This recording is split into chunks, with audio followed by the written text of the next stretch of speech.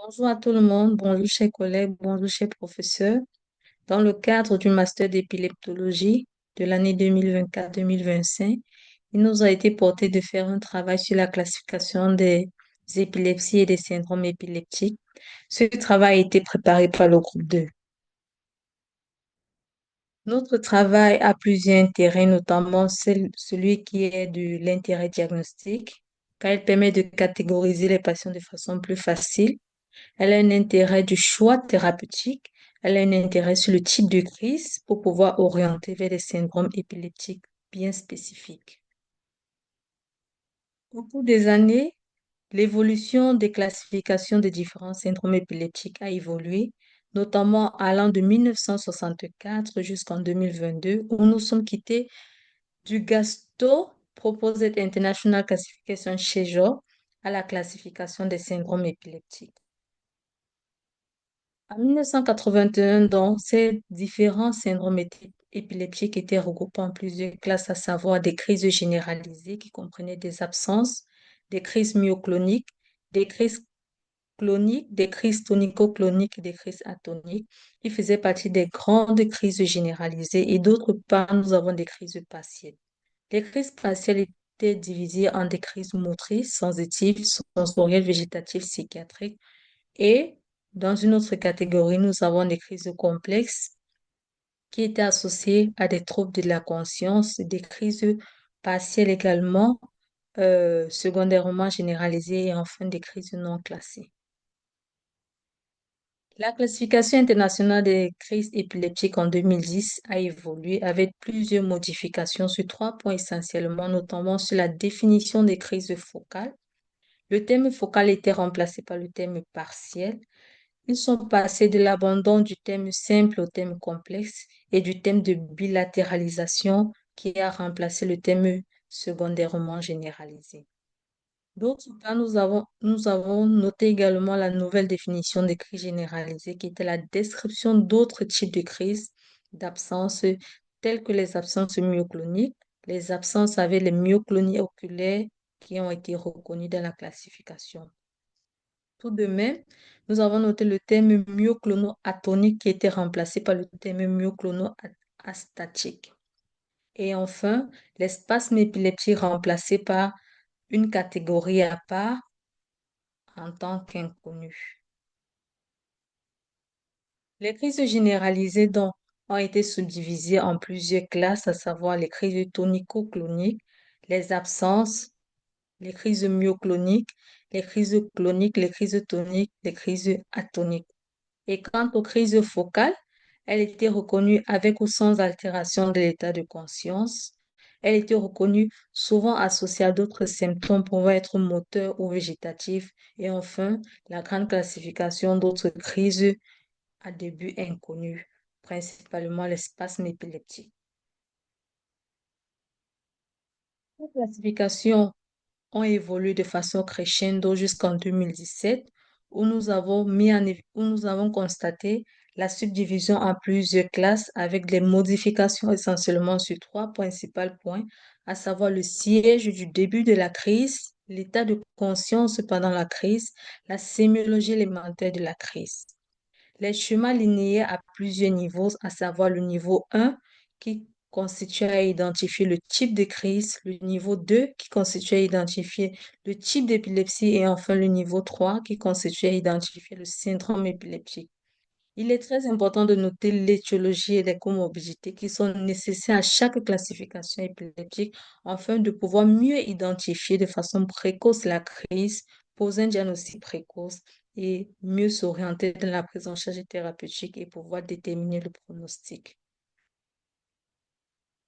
En ce qui concerne le type 1 de la crise, nous avons des crises à début focal, des crises à début généralisé et des crises à début inconnu. En ce qui concerne les crises à début focal, elles peuvent être associées ou non à l'altération de l'état de conscience. Elles peuvent être à début moteur ou à début non moteur. Pour les crises généralisées, elles peuvent être également à début moteur ou à début non moteur. Et enfin, les crises à début inconnu, pareillement, pouvaient être à début moteur ou non moteur ou alors non classées. Ça, c'est d'après Schaeffer 1 qui provient de l'épilepsie 2017. Quant au niveau 2 de l'épilepsie, les classifications d'une épilepsie a débuté tout d'abord par la détermination du type de crise. Nous avons noté deux groupes dans ce type d'épilepsie de niveau 2, à savoir les épilepsies généralisées qui qui comprennent entre autres les crises épileptiques généralisées, les décharges électriques généralisées à l'EEG et le diagnostic qui est basé sur la présentation clinique, sur les signes cliniques critiques ou intercritiques. Et le deuxième point fort était les épilepsies focales qui se sont basées sur les crises épileptiques focales avec ou sans altération de l'état de conscience, les crises focales avec ou sans bilatéralisation et l'EEG qui pouvait montrer également des décharges focales. Toujours en ce qui concerne le niveau 2, nous avons noté également la présence des épilepsies à la fois focales généralisées, la présence d'une crise focale avec des crises généralisées également chez le même patient. Dans un autre point, la présence des épilepsies de type inconnu, des informations qui sont parfois insuffisantes pour pouvoir classifier le patient dans une grande catégorie d'épilepsie bien précise. L'absence d'anomalies électriques à l'EEG intercritique n'élimine donc pas le diagnostic. Ça, c'est un point très important également qui a été souligné. Enfin, en ce qui concerne le niveau 3, elle consiste à rechercher ou à déterminer le grand syndrome épileptique dans lequel nous allons classer le patient. En se basant sur les éléments d'orientation et les examens complémentaires, après avoir bien évidemment fait un interrogatoire bien précis et des investigations cliniques, enfin, elle nous permettra de choisir l'orientation thérapeutique appropriée et spécifique au syndrome épileptique dans lequel le patient sera placé et pouvoir nous permettre de préméditer, si je peux dire ainsi, un pronostic au patient. Les syndromes épileptiques donc ont été classés en plusieurs entités de manière très fiable, associés ou non de façon fortuite à des signes cliniques et à des signes électriques qui pourront être voies à l'EEG. Elles ont été classées également en fonction de l'âge du début du patient et en fonction du pronostic de sévérité ou pas de la crise épileptique. Nous pouvons citer comme exemple les épilepsies absences qui surviennent par exemple à des âges bien précis. Nous pouvons également comprendre dans ce type d'épilepsie la prise en charge thérapeutique et ce qui va en découler du pronostic de l'enfant.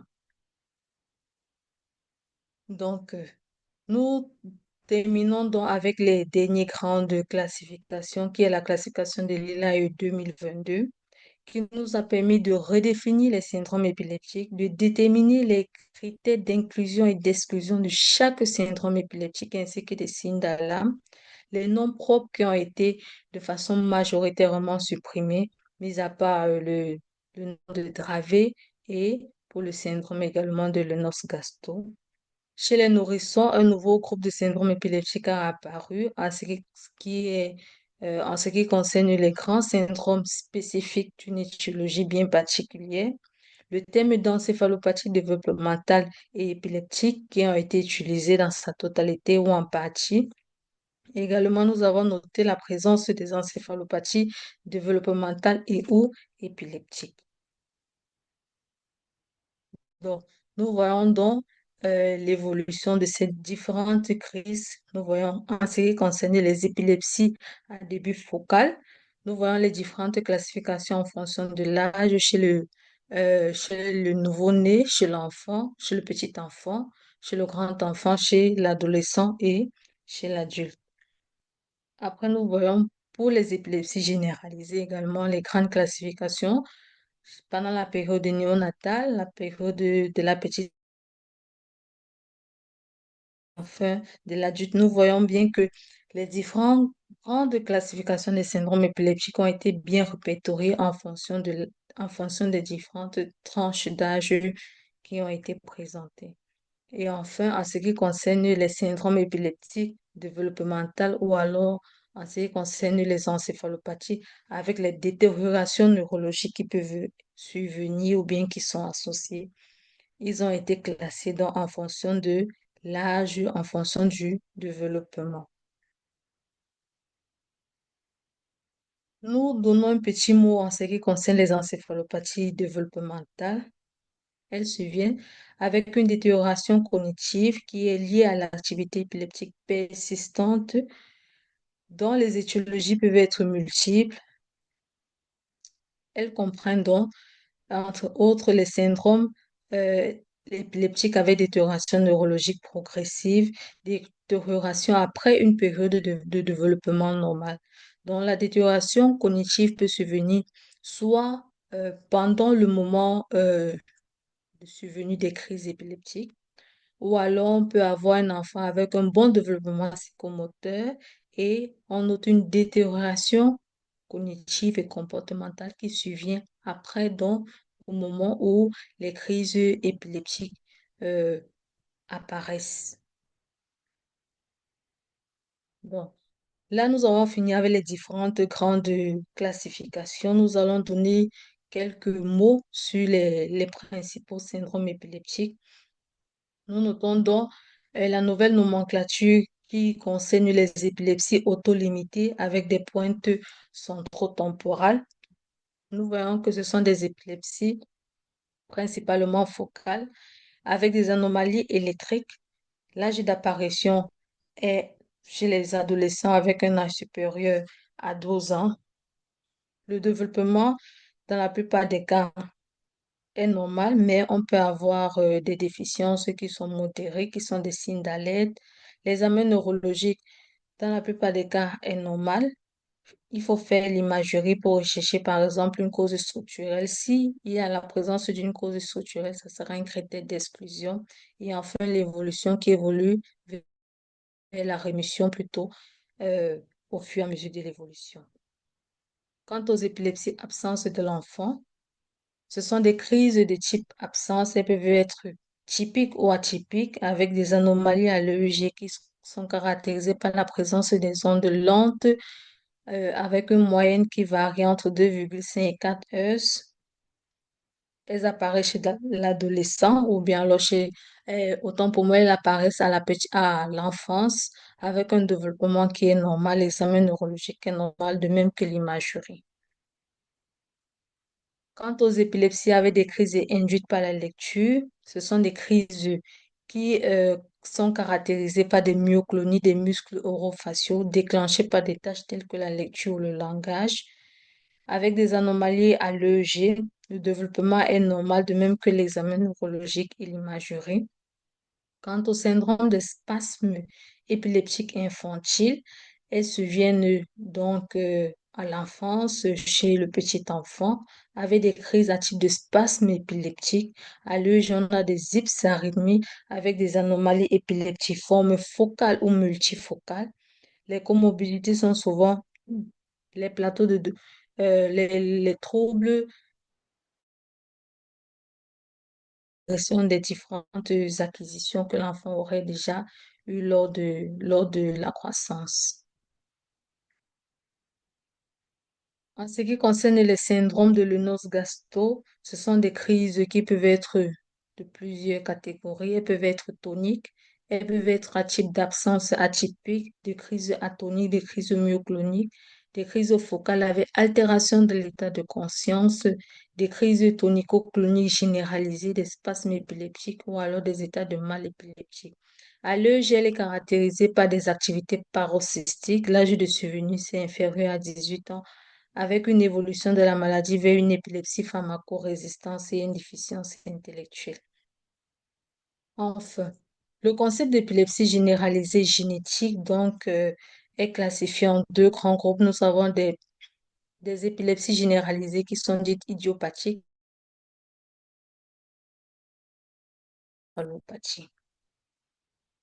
Donc, pour les épilepsies généralisées idiopathiques, on a les différentes tranches d'âge de survenue chez l'enfant, chez l'adolescent et euh, chez l'enfant et chez l'adolescent, autant pour moi, qui peuvent être des épilepsies généralisées tonico-cloniques ou alors des épilepsies de type myoclonique. En ce qui concerne les encéphalopathies, il faut noter que ici, on va noter une atteinte du développement et des acquisitions psychomotrices. Enfin, nous vous remercions pour votre attention pour la présentation de ce travail. Voilà les différentes références que nous avons utilisées pour pouvoir élucider ce travail. Nous vous remercions.